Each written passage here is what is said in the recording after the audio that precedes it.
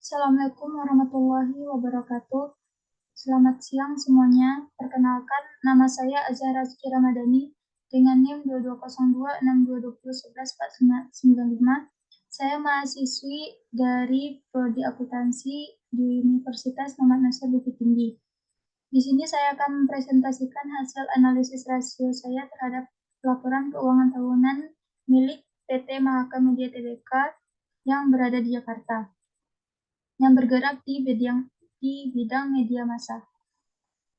Baik, sebelumnya saya akan bagikan share screen PPT saya yang telah saya buat.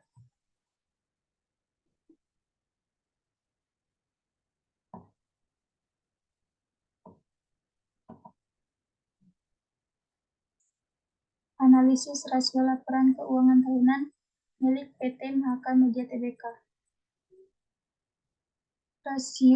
Analisis rasio ada 5, yaitu rasio likuiditas, rasio yang menunjukkan kemampuan perusahaan dalam memenuhi kewajiban finansialnya yang berjangka pendek dan membantu perusahaan dalam memanajemen modal kerjanya. Yang kedua adalah rasio leverage atau solvabilitas, yaitu rasio yang menunjukkan seberapa besar dana yang dimiliki oleh perusahaan yang berasal dari hutang. Yang ketiga ada rasio aktivitas, yaitu rasio yang menunjukkan tingkat efisiensi dan efektivitas perusahaan dalam memanfaatkan aset yang dipunyai. Yang keempat ada rasio profitabilitas, yaitu rasio yang berhubungan dengan kemampuan perusahaan untuk menghasilkan keuntungan dalam satu periode tertentu. Yang terakhir ada market value ratio atau rasio investasi, atau bisa disebut juga dengan rasio pasar, yaitu rasio yang di dalamnya memperhitungkan harga saham dengan laba atau omset dan nilai buku per saham sampai arus kas perusahaan. Analisis rasio pasar juga sering digunakan untuk mengukur kondisi pasar saham untuk periode waktu tertentu dalam suatu perusahaan. Di sini ada laporan posisi keuangannya, di mana total aset lancarnya 20 miliaran sekian, dan total aset tidak lancarnya 497 miliaran sekian, dan total aset kesemuanya ada 517 miliar. Lanjut ke liabilitas atau utangnya. Total liabilitas jangka pendeknya ada 52 miliar sekian, dan total liabilitas jangka panjangnya ada 21 miliaran sekian. Total keseluruhan jangka pendek dan jangka panjangnya ada 74 miliaran sekian. Di bagian modalnya atau ekuitasnya, total ekuitasnya ada 447 miliaran sekian, dan total liabilitas ditambah dengan ekuitasnya ada 517 miliaran sekian. Di sini ada laporan laba rugi dan penghasilan komprehensif lain, yang dimana ada pendapatan neto itu 28 miliaran sekian, beban pokok pendapatannya ada 25 miliaran sekian, laba brutonya ada 2 miliaran sekian. Di sini perusahaan merugi ya, yaitu sebesar rugi sebelum pajak ada 8 miliaran sekian, dan perusahaan kena pajak oleh penghasilannya ada 51 jutaan, dan rugi tahun berjalannya ada 9 miliaran sekian. Total penghasilan atau rugi komprehensif tahun berjalannya ada 295 miliaran sekian. Selanjutnya ada laporan keuangan modalnya, laporan modalnya, di mana saldo 1 Januari 2020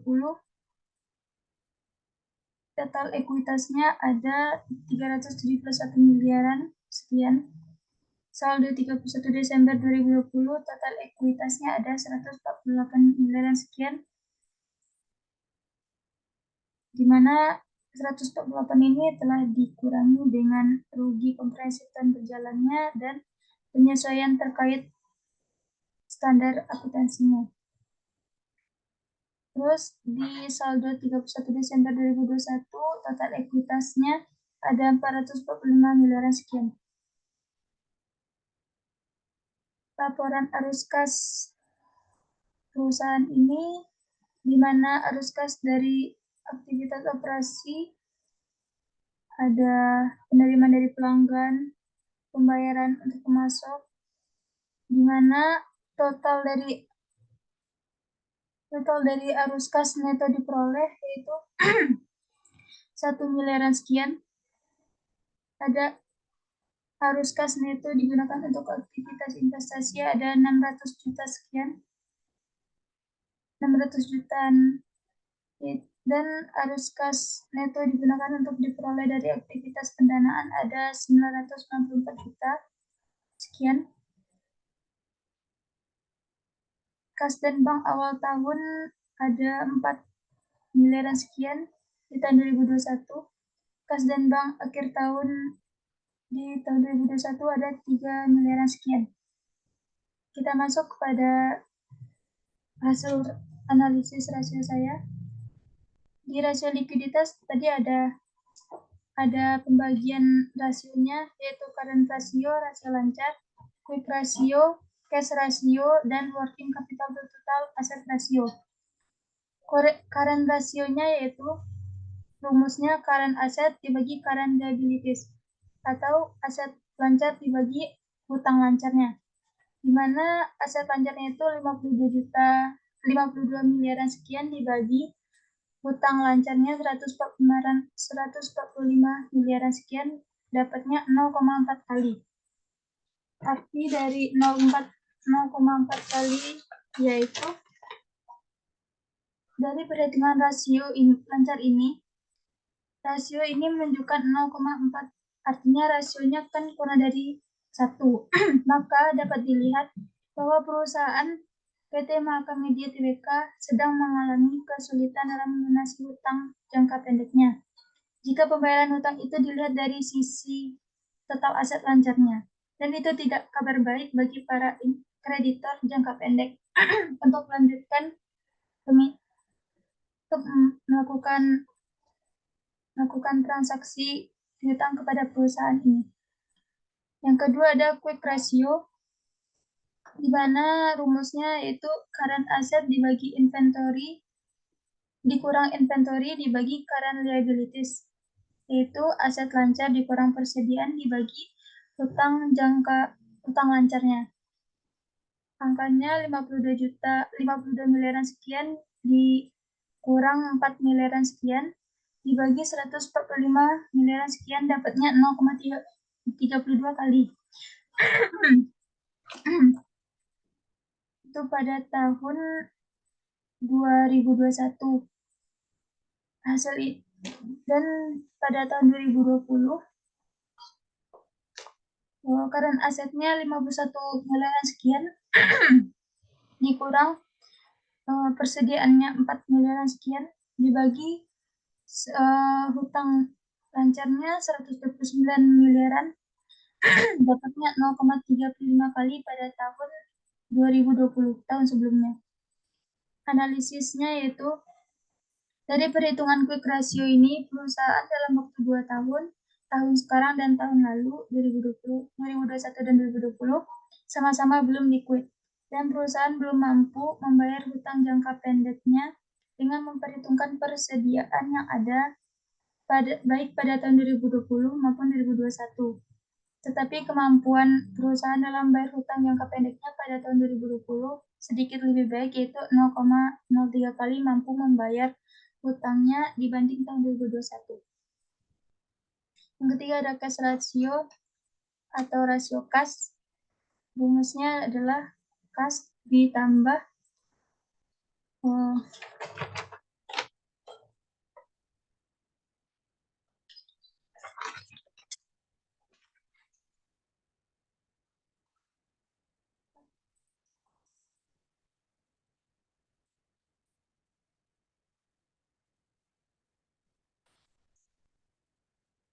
kas ditambah bank atau surat-surat berharga dibagi hutang lancarnya, di mana kas ditambah banknya ada kas atau setara kas itu jumlahnya 18 miliaran sekian dibagi hutang lancarnya 145 miliaran sekian, ada didapat 0,12 kali.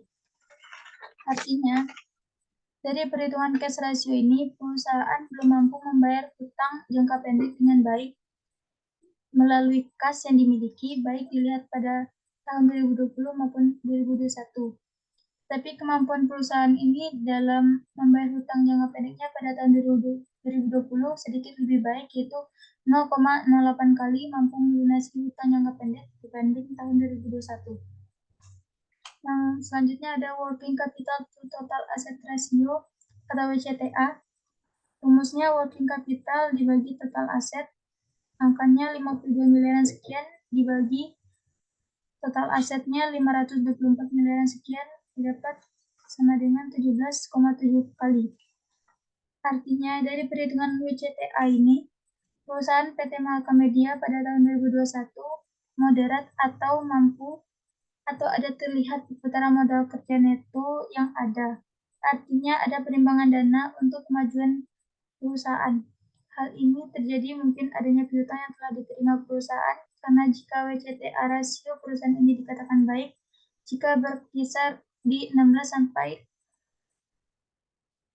21%. Dan perusahaan ini mendapatkan di tahun 2021 WCTA-nya 17,74%, artinya di dalam rasio yang berkisaran 16 sampai 21% ini.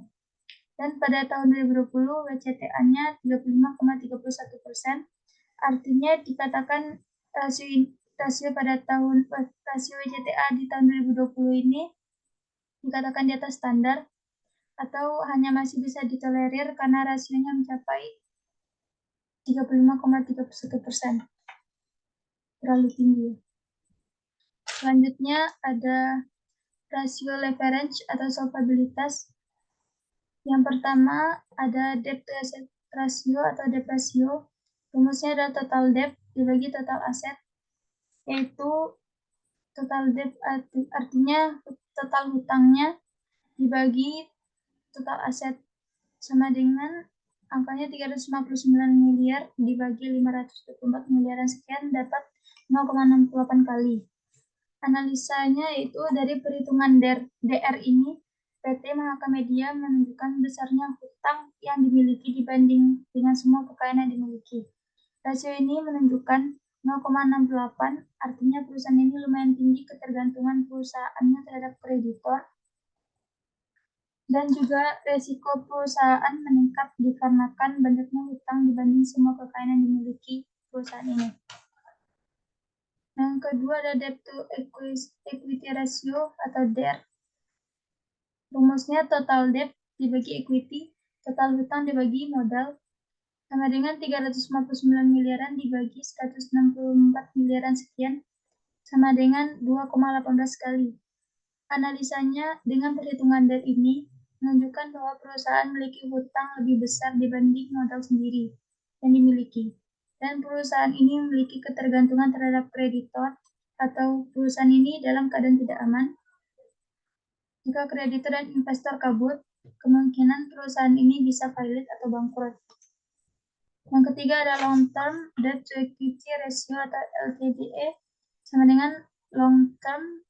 Rumusnya adalah long term liabilities dibagi equity, yaitu hutang jangka panjangnya dibagi modal, angkanya 219 miliaran dibagi 164 miliaran sekian, sama dengan 1,29 kali. Artinya, dari perhitungan LTDE ini menunjukkan bahwa perusahaan juga memiliki hutang jangka panjang lebih besar dibanding modal sendiri yang dimilikinya. Dan perusahaan ini bergantung terhadap kreditur atau perusahaan dalam keadaan kurang aman jika tidak merencanakan strategi perputaran modal yang dimiliki untuk melunasi hutang jangka panjangnya. Jika tidak ada kemajuan, kemungkinan perusahaan ini akan kehilangan beberapa kreditur atau investor yang tidak percaya dengan perusahaan ini lagi. atau perusahaan tidak mampu membayar liabilitasnya 1,29 kali dengan menggunakan equity-nya. Yang selanjutnya ada time to interest earned ratio atau TIAR. Rumusnya EBIT, earning before interest tax, dibagi interest atau bunga. EBIT ini yaitu laba sebelum pajak, di mana angkanya 33 miliaran sekian dibagi bunganya 2 miliaran sekian didapat 14,8 kali. Analisanya yaitu dengan perhitungan TIAR ini menunjukkan bahwa perusahaan memiliki kemampuan besar untuk membayar bunga hutang dengan laba yang diperoleh 14,8 kali, atau laba perusahaan yang diperoleh besar kemungkinan bisa digunakan untuk membayar bunga hutang yang dimiliki perusahaan ini. Selanjutnya ada rasio profitabilitas.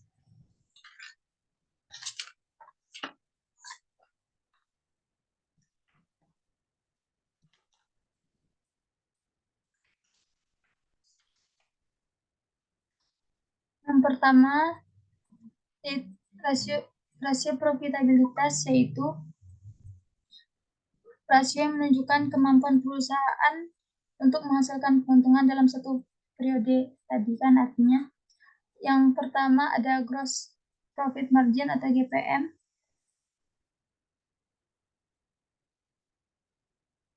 Rasio ini digunakan untuk mengukur berapa besarnya persentase laba kotor atas penjualan bersih. Semakin tinggi rasionya, maka semakin efisien seluruh bagian perusahaan. Rumus GPM yaitu gross profit dibagi sales atau laba kotor dibagi penjualan dikali 100% sama dengan 77 miliaran sekian dibagi 160 miliaran sekian kali 100% dapat 45,81%. Analisanya yaitu dari perhitungan GPM ini perusahaan mampu menghasilkan keuntungan dari penjualan bersihnya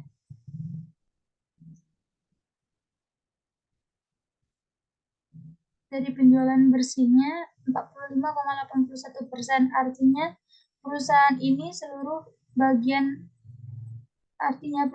atau seluruh bagian perusahaannya efisien karena rasio GPM ini tinggi. Karena intinya tadi semakin tinggi rasio semakin efisien seluruh bagian perusahaan kan. Yang kedua ada profit margin atau PM, yaitu EBIT dibagi sales kali 100%. Yang tadi EBIT yaitu laba sebelum pajak dibagi penjualan kali 100%. Angkanya 33 miliaran sekian dibagi 168 miliaran sekian kali 100% dapat 19,92%. Analisanya yaitu dari perhitungan PM ini perusahaan mampu menghasilkan keuntungan atau laba sebelum bunga dan pajak dengan penjualan yang dicapai 19,92%. Artinya perusahaan ini cukup efisien dalam menjalankan operasinya.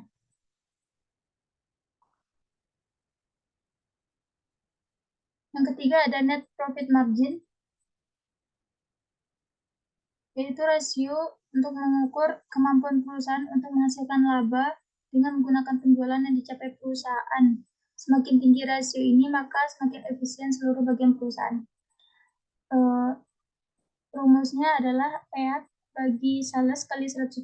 EAT ini yaitu laba setelah pajak dibagi penjualan kali 100%, angkanya 269 miliaran sekian dibagi 168 miliaran sekian kali 100%, sama dengan 159,59% atau dibulatkan jadi 16%. Analisanya itu dari perhitungan NPM ini, PT ini mampu menggunakan aset secara efektivitas ini dengan membagi laba setelah kena pajak dengan penjualan bersih. Dan PT ini mendapat rasio 16%. Rasio ini sangat tinggi sehingga ini termasuk aman bagi perusahaan. Karena di laporan laba rugi disebut bahwa perusahaan mengalami kerugian dengan banyaknya beban-beban operasi ditambah dengan pendapatan itu kena pajak. Artinya perusahaan tidak dapat menghasilkan laba dengan menggunakan penjualan yang dicapai. Nah, rasio ini sangat tinggi sehingga ini bukan termasuk aman bagi perusahaan. Bukan aman. Karena rasionya termasuk tinggi. Terlalu tinggi. Selanjutnya ada rasio profitabilitas yang berhubungan dengan investasi. Dan tadi rasio profitabilitas berhubungan dengan penjualannya. Yaitu ada return on asset atau ROA. Rasio yang menunjukkan kemampuan perusahaan menggunakan seluruh aktiva yang dimiliki untuk menghasilkan laba operasi. Semakin besar rasio ini, maka semakin efisien juga penggunaan aktivitas perusahaan. Rumusnya adalah EBIT, earning before interest tax, dibagi total aset kali 100%, 33 miliaran sekian dibagi 524 miliaran sekian kali 100%, didapat 6,4%. Artinya dari perhitungan ROA, PT belum cukup kemampuannya untuk menggunakan seluruh aktiva atau aset yang dimiliki untuk menghasilkan laba operasi. Malah si perusahaan ini sedang merugi. Dengan rasio ROA-nya 6,4%, cukup baik, tapi tidak terlalu efisien dalam penggunaan asetnya. Yang selanjutnya adalah return on equity atau ROE. Rasio yang menunjukkan kemampuan perusahaan untuk menghasilkan laba bersih dengan menggunakan modal sendiri.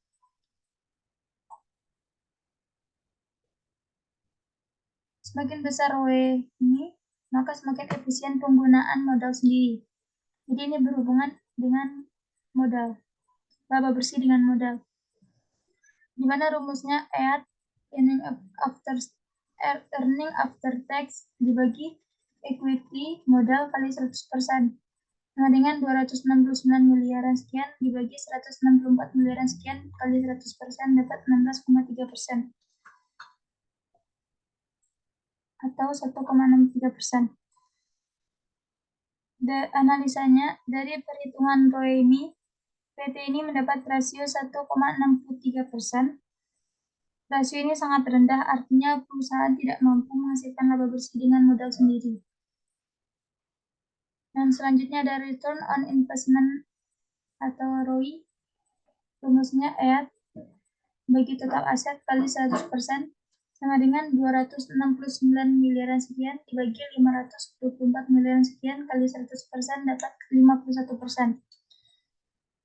Dari perhitungan ROI ini, PT ini sangat baik dalam menggunakan seluruh aktiva yang dipunyai untuk menghasilkan laba bersih, yaitu rasionya 51%.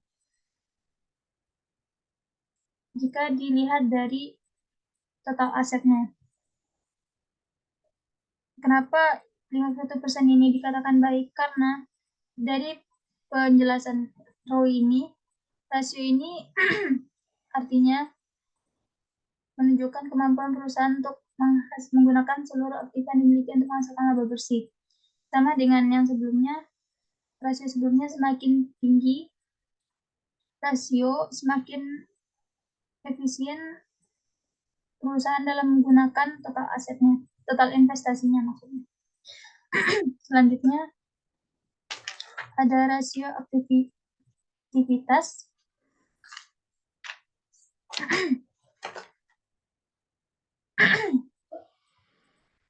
Yaitu rasio aktivitas tadi penjelasannya untuk menunjukkan tingkat efisiensi dan efektivitas perusahaan dalam memanfaatkan aset yang dipunyai. Rasio aktivitas ada 5. Yang pertama ada total asset turnover atau TATO disingkat. Rumusnya adalah net sales dibagi total aset, penjualan bersih dibagi total aset. Angkanya 168 miliaran sekian dibagi 524 miliaran sekian sama dengan 0,32 kali. Analisanya yaitu perusahaan dalam memutarkan atau memanfaatkan semua aset atau kekayaannya untuk menghasilkan penjualan yaitu 0,32 kali perputaran. Jika dilihat dari perhitungan rasio TATO ini, perusahaan hanya mampu 0,32 kali memutarkan total aset yang dipunyainya berarti perusahaan belum efektivitas menggunakan total asetnya. Karena belum termasuk ke rasio yang bagus. Belum masuk ke rasio yang bagus. Yang kedua adalah receivable turnover atau RTO. Rumusnya adalah net sales bagi average receivable, yaitu penjualan bersih dibagi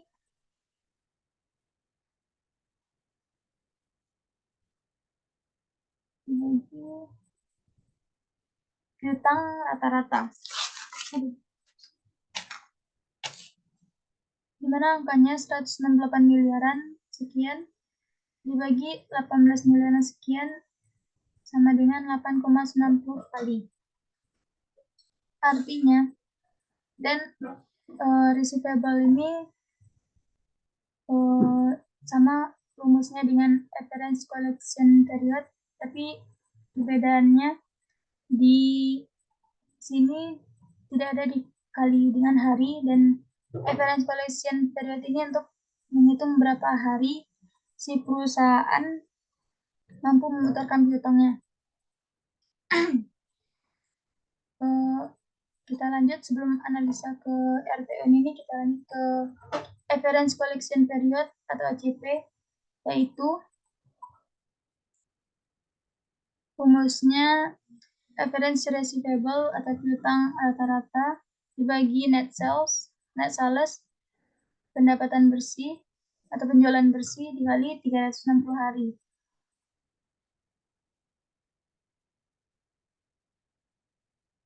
Sebelumnya receivable turnover ini yaitu rasio yang menunjukkan kemampuan perusahaan dalam mengelola dana yang tertanam dalam piutang yang berputar.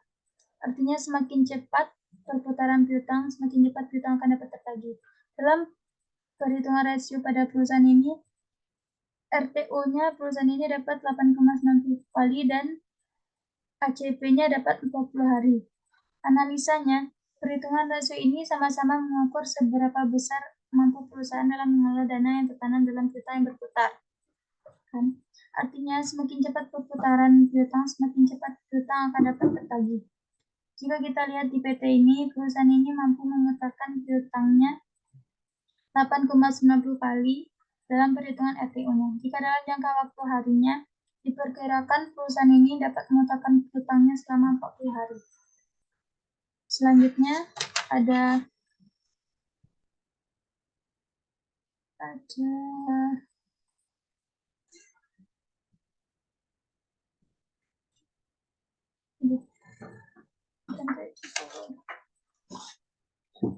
inventory turnover, dan inventory turnover itu ada dua, inventory turnover dan average day inventory, itu sama kayak perhitungan RTO dan ACP ini, yang dimana itu ini untuk mengukur berapa hari perusahaan dapat memanfaatkan aset berupa persediaan. Sebelumnya inventory turnover ini yaitu rasio yang menunjukkan kemampuan perusahaan dalam memutarkan persediaan barang yang dimiliki.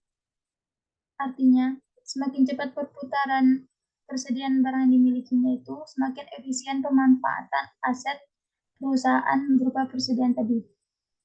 Di mana inventory turnover-nya atau itu rumusnya cost of goods sold dibagi average inventory,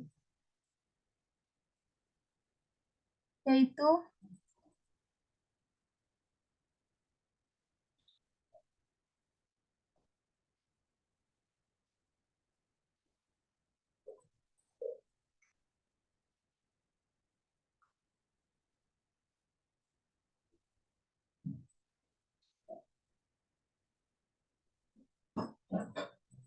persediaan ini didapat average inventory ini atau persediaan rata-rata didapat 4,4 miliaran ini dapat dari 2000 persediaan pada tahun 2021 dikurang 2020 ya.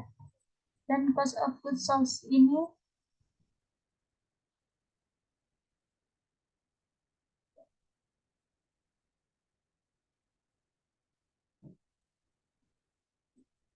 yaitu total aktifanya.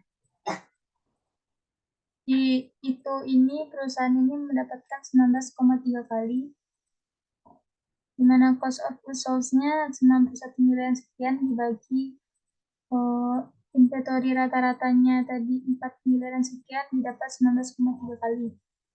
Dan di average day inventory atau ADI, yaitu rumusnya average inventory dibagi cost of goods sold kali 360 hari. Angkanya 4 miliaran sekian dibagi 91 miliaran sekian dikali 360 hari. Didapat 19 hari. Artinya, perhitungan rasio ini sama-sama mengukur seberapa besar mampu perusahaan PT Mahakamedia ini dalam mengelola dana yang tertanam dalam piutang yang berputar. Artinya, semakin cepat perputaran piutang, semakin cepat piutang akan dapat tertagih. Jika kita lihat di PT ini, perusahaan ini mampu memutarkan piutangnya 8,9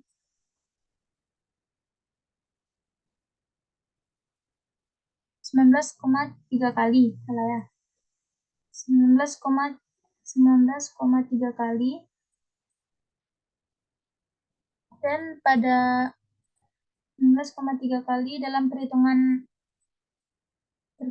RTU-nya,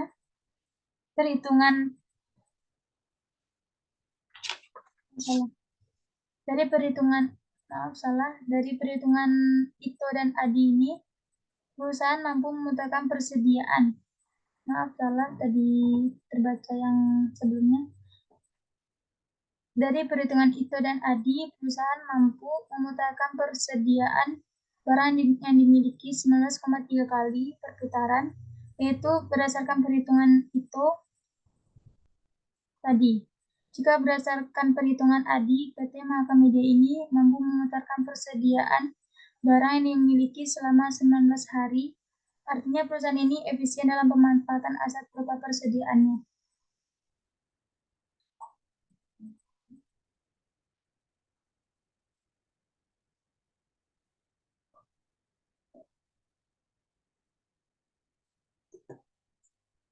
Yang terakhir ada market value ratio atau rasio pasar, di mana yang pertamanya ada PER disingkat atau price earning ratio. Rasio ini mengukur pertumbuhan perusahaan di masa depan yang tercermin pada harga saham yang bersedia dibayar investor. Rumusnya yaitu market price per share dibagi earning per share atau harga saham dibagi laba saham sama dengan angkanya 164 miliar sekian dibagi laba sahamnya 8,09 sama dengan 20,37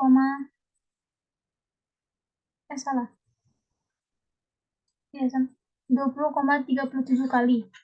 Artinya, dari perhitungan PER ini, PT ini memiliki rasio 20,37 kali, artinya PT ini masih bisa menunjukkan bahwa investor memiliki harapan baik pada perusahaan ini. Karena rasio PER yang baik atau investor dapat memiliki harapan jika nilai rasio PER-nya 15 kali atau lebih dari 15 kali. Dan perusahaan ini mendapat 20,37 kali. Yang kedua, ada dividend yield atau DYU,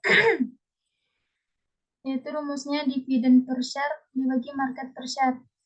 Angkanya 0,07 dibagi 164 miliaran sekian didapat 0,04 atau 4%. Analisanya, dari perhitungan DY ini, PT ini memiliki rasio 4%. Artinya, tingkat keuntungan berupa dividen yang mampu dihasilkan dari investasi perusahaan pada saham hanya 4%. Kedua, analisanya juga semakin sedikit dividen yang mampu dihasilkan dengan investasi tersebut. Karena jika bagus, rasio ini dikatakan bagus, rasio ini jika rasio ini di atas 5%. Dan ini rasio perusahaan ini 4%, berarti di bawah 5. Yang ketiga ada dividend payout ratio atau DPR. Singkat, sama dengan dividen dibagi earning after tax. Angkanya 438 miliaran sekian dibagi 269 miliaran sekian. Sama dengan 80%. Analisanya, perhitungan rasio ini menunjukkan hasil 80%. Artinya rasio ini tergolong tinggi, menunjukkan bahwa PT ini semakin sedikit laba yang ditahan untuk membelanjai perusahaan. Karena rasio yang bagus untuk rasio dividen payout ratio ini yaitu 35% sampai 55%. Dan perusahaan dapat 80%, artinya tergolong tinggi ya. Bahwa dikatakan PT ini semakin sedikit laba yang tertahan untuk membelanjai perusahaannya. Karena dividen ini kan pembagian laba saham kepada investor. Selanjutnya ada market to book ratio,